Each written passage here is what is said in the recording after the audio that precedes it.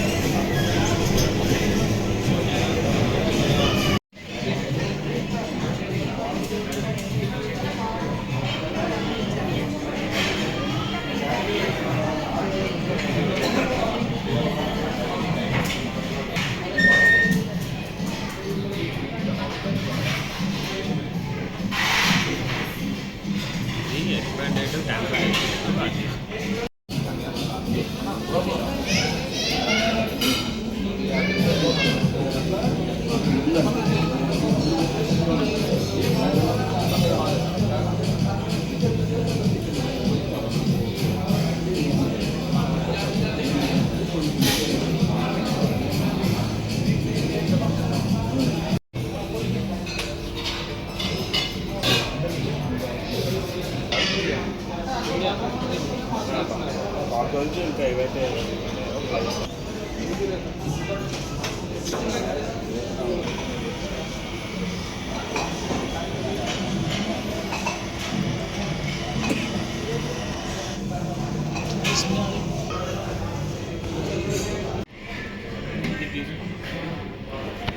నిన్నటితోనే అయిపోయింది. ఇది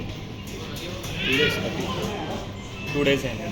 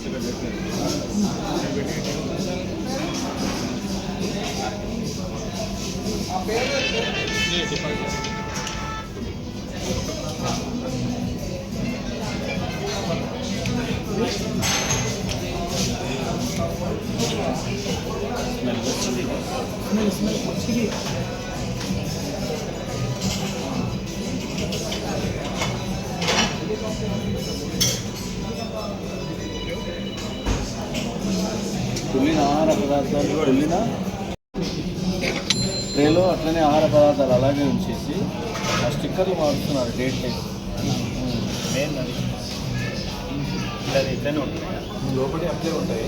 బయట డేట్ స్టిక్కరింగ్ చేంజ్ చేస్తారు. అట్లే ఉంటాయంటే పోయిన కాడికి వస్తాయి, ఉన్న కాడికి వస్తాయి. ఇక 2 రోజులు డేట్ ఉంటుంది ఇక్కడ ఉంది. వాడు ఇప్పుడు మజా అయిందంటే ఇక్కడ పట్టుకున్నప్పుడు 2/6/2026 స్టిక్కర్ వీకేసి అది వీకేసి కొత్త స్టిక్కర్ వేసేసి జరిగే స్టిక్కర్ వేసి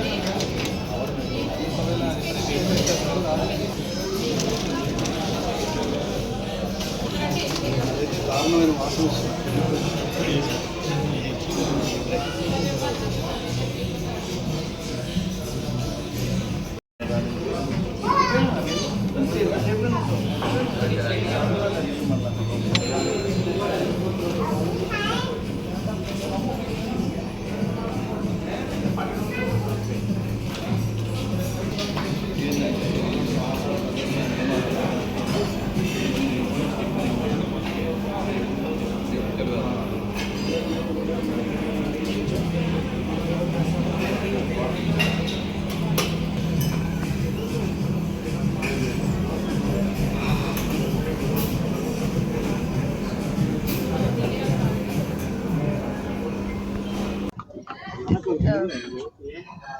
నా ఇంట్రడక్షన్ తో చెప్పాలా ఫస్ట్?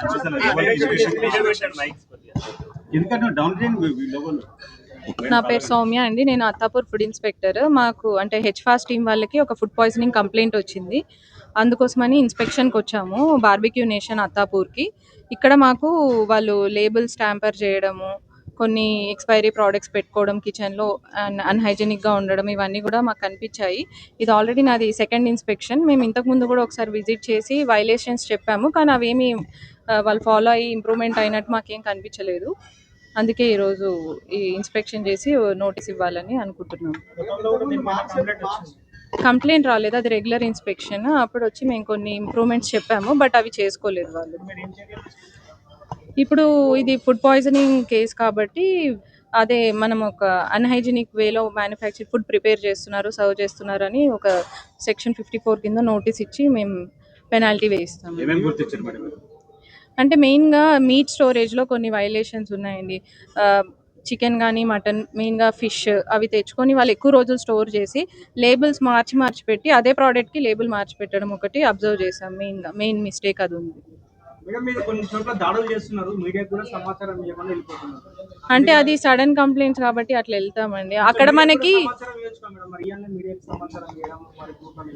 ఇప్పుడు ఇక్కడ మనకు వైలేషన్ కనిపించింది కాబట్టి చెప్పాల్సి వచ్చింది. ప్రతి దగ్గర వైలేషన్ ఉండదు కదండి, ఉంటే చెప్తాం డెఫినెట్గా. అవును, ఇన్స్పెక్షన్ రెగ్యులర్ ఇన్స్పెక్షన్లో భాగంగా చేసాము. అవును, రిప్లై ఇవ్వలేదు.